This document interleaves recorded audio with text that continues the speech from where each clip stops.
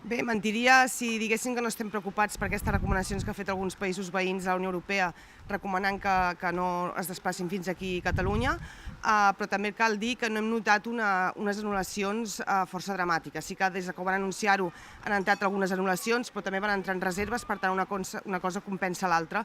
Sí que estem a l'expectativa del que pugui anar sorgint les properes hores, però de moment no ho veiem com una cosa molt problemàtica.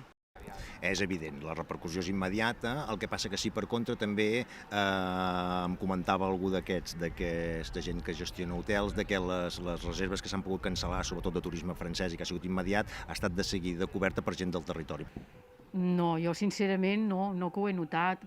L'any passat sí que es va notar moltíssim, però aquest any no.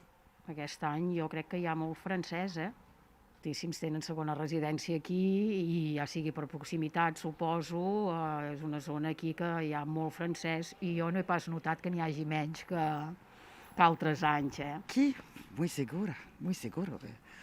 No hay mucha gente y todo se pasa bien.